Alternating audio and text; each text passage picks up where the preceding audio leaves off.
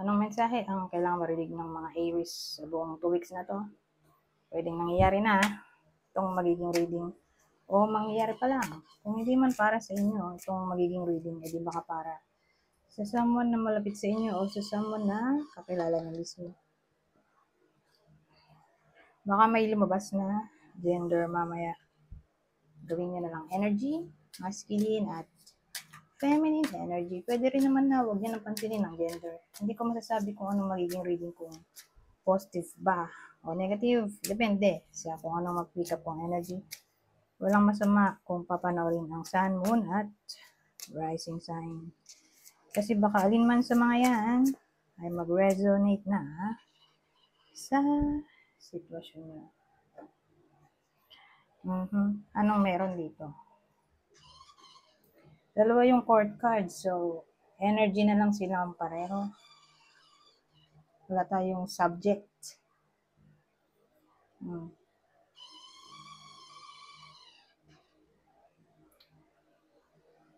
Anyways, anong meron dito? May page, ayan ba to? Queen of Cups.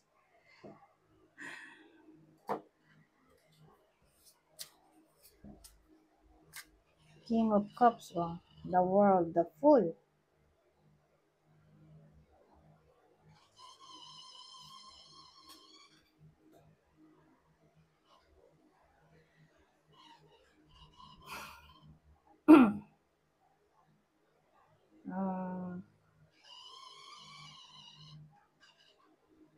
So, ang dating sa akin, may harmony naman kasi nandito yung King at Queen. Pares pa silang cups.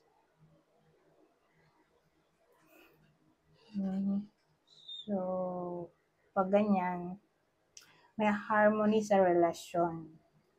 Okay?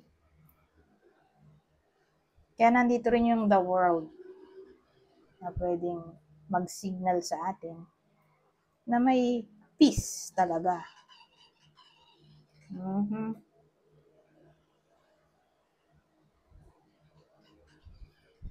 O success sa relasyon na to. Pero ngayong week lang to 2 weeks pala to. Ngayong 2 weeks lang to. Okay? Maganda kung ito na lang ang i-clarify natin. Itong the world.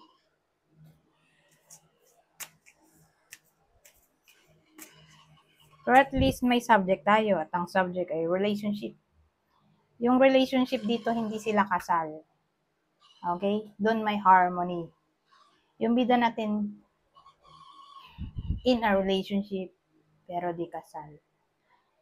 So, yung mga yan, magkakaroon sila ng harmony. Okay? Harmony, peace. Pero maganda nga kung i-clarify natin to para magkaroon tayo ng direction. Ano ba itong the world na to? Bago tayo mag-lead dito. So, the Fool of Bravery. Wala naman talagang ganito. Extra lang to. Sa deck na to. Wala namang 23 diba? Hanggang, ito na yung last the world. So, ito ay extra. Itong Bravery, pag nakita ko yan, mukha siyang strength card. Pero mas malakas na version ng strength card.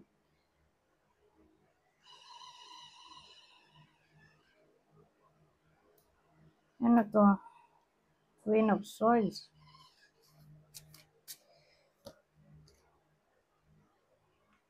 King naman ngayon, Swords. So, kanina, King at Queen. Pero Cups.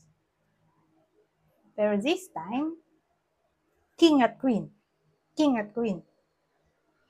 Pero Swords. Kasi pag lumabas yung dalawang yan, ang dating sa akin,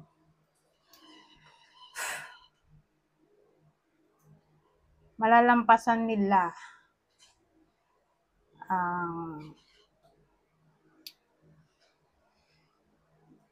problema at anong possible problem na yan tungkol sa incompatibility. Lahat ng negativity sa relasyon ay tawag dito malalampasan naman kasi pag nakita ko tong bravery nga malakas na version ng strength card o nagmumukha siyang soldier na yun nga handang ipaglaban ng relasyon hanggang sa kamatayan. Pero kung soldier man to, kasi mukha siyang soldier. Dahil lang makeup na ganun mukhang soldier. Hindi, basta. Pag biniview ko siya mukha siyang soldier. Sobrang tapang. Yun nga, handang ialay ang buhay sa pinaglalaban. So may pagka-strict, discipline, organized. So, yung the world, magmumukha na siyang success in a way na magiging matapang itong magkarelasyon na to na suungin ang lahat ng worst scenario ng buhay nila. Worst case scenario. Worst cases o scenarios ng buhay nila. Okay? Pwede rin itong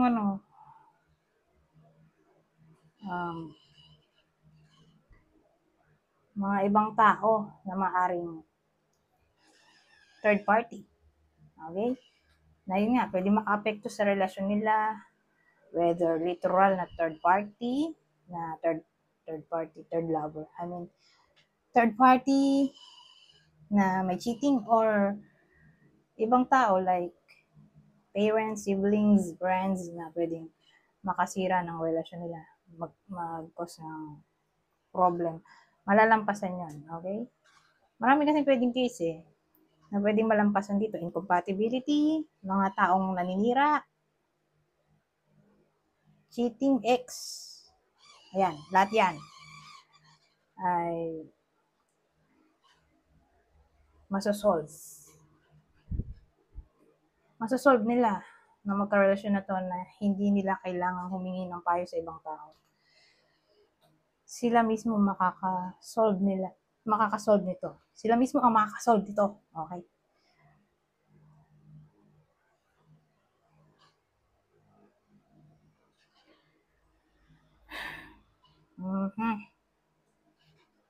Pero kung sabihin natin existing na yung mga pinagsasabi ko at hindi pa nasosolve, doon napapasok yung the fall na magkakaroon nga ng new beginning.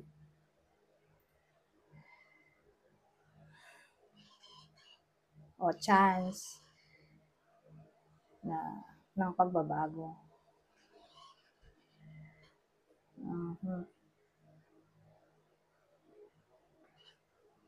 O freedom mula sa mga toxicity sa buhay. Kasi ito yung the fool, yung parang walang pakialam. Tuloy-tuloy lang siya sa paglalakad o sa ginagawa niya. So, ganun ang dating sa akin. Hindi niyo susukuan. Hindi susukuan ng mag-lovers na to yung isa't isa. Okay, kahit anong mangyari. Kahit anong problema dumating o darating pa lang sa 2 linggo na to. So again, yung bida natin di kasal. Wala ring anak. Magjowa lang sila.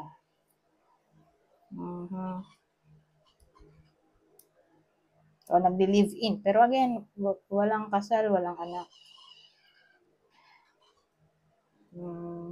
Ngayon, punta tayo dito sa susunod na deck. Ay, since relationship reading to, no? Lagyan natin ng clue. So, ito yung possible partner o person ng Aries. Sa kwento na to, natatamaan ng reading. Possible zodiac sign ay Sagittarius, Capricorn, o Cancer, yung partner o person ng Aries. Kung di tumama sa inyo yung reading, di baka tumama sa someone na malapit sa inyo, kakilala o idol. Ito yung possible zodiac sign niya. Capricorn, isa sa fire sign, Aries, Leo, Sagittarius, specifically Aries, dahil umulit yung Aries.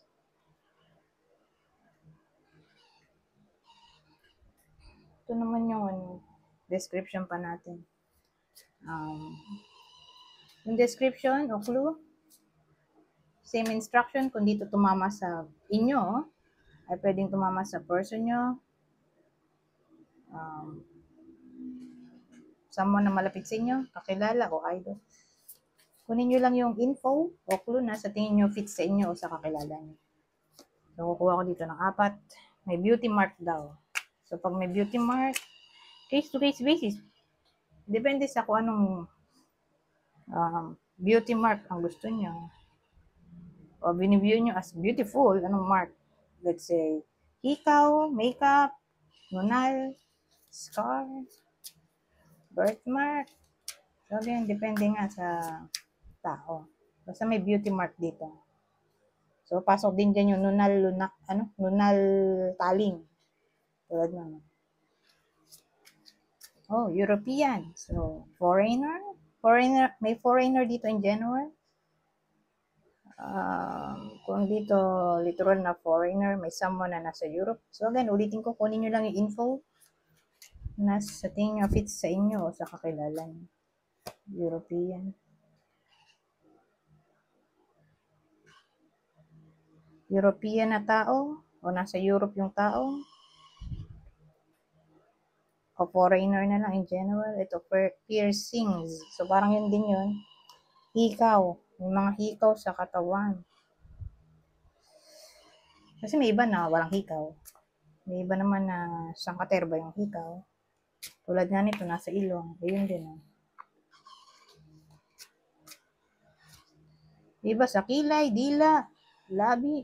So, depende sa trip. Ito, red attire. So, may someone na mahilig sa red na damit. O baka uniform to. Red. Uniform sa trabaho. O ewan ko kung saan uniform yan. Basta uniform. Anyways, dito naman tayo sa susunod. Ang masasabi nito. Ibang senaryo na. Minsan nagdurugtong yung kwento, madalas hindi. Tingnan natin.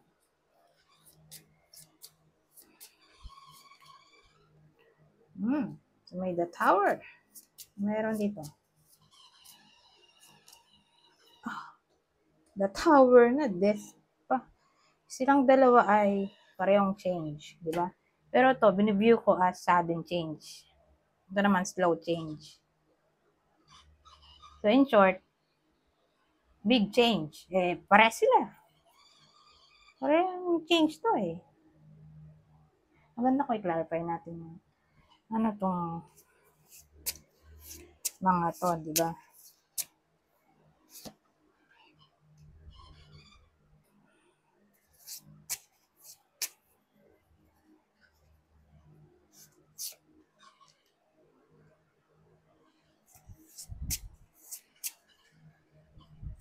Pero ito, more like diluvio. Ito naman ay transition, transformation, metamorphosis. But again, whether ginusto o hindi, change pa rin yung mga yan. Ano yan?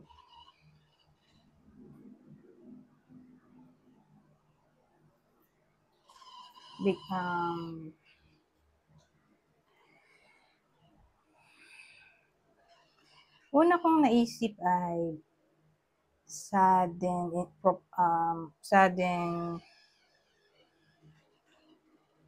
engagement proposal. At ang engagement proposal dun pa sa public place. Hindi siya private place na doon nag-propose. Hindi dun sa public kung saan maraming tao. So, case-to-case basis. Yun yung unang naisip ko. Pangalawa,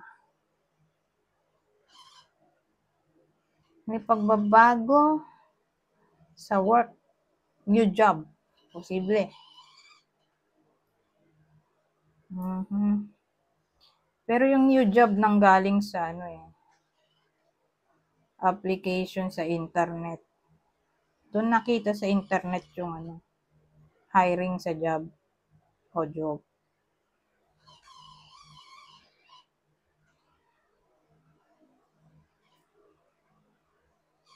Sabagay, doon naman kalimitan. Pero sa iba, nakapost kasi 'di ba sa bulletin sa mga company. Ito, sa social media nakita. Yung pangalawa, new job, ha? New employment. Pangatlo, uh,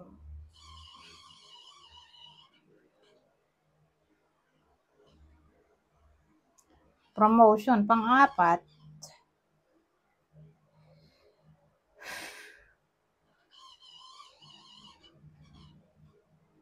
new project, new deal, new client. Pang-lima, improvement sa money, finances in general.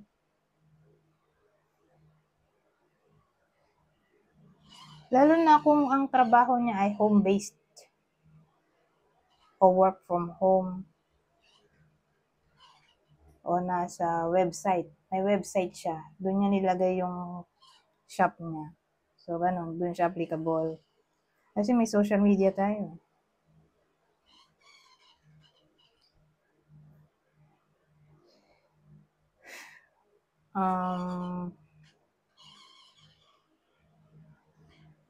Paanim, new romance. Pero online dating kasi to eh. Tapos yung partner na new love interest na lang. Yung new love interest na makikilala nila ay someone na mabuhok. Tulad nito. Mabuhok, malaki, mataba, matangkad, mabigat,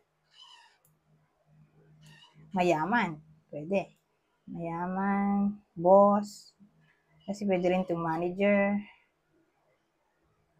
may business, may position sa trabaho.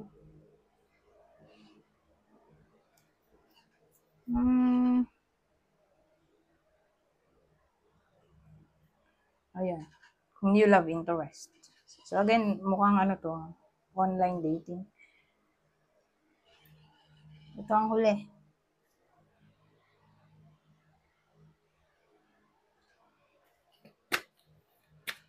Babasahin ko na lang tong part na to. Kunin nyo lang yung info. Kung sa tingin nyo ay fit sa sitwasyon nyo. General advice nito for the whole 2 weeks.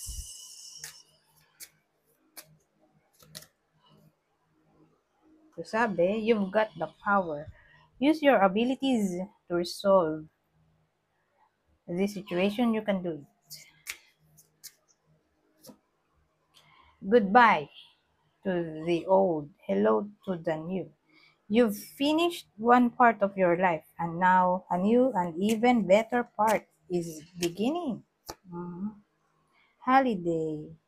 The answer you're looking for can be found during a vacation, retreat, or holiday getaway. Anyways, hanggang dito na lang. Bye for now.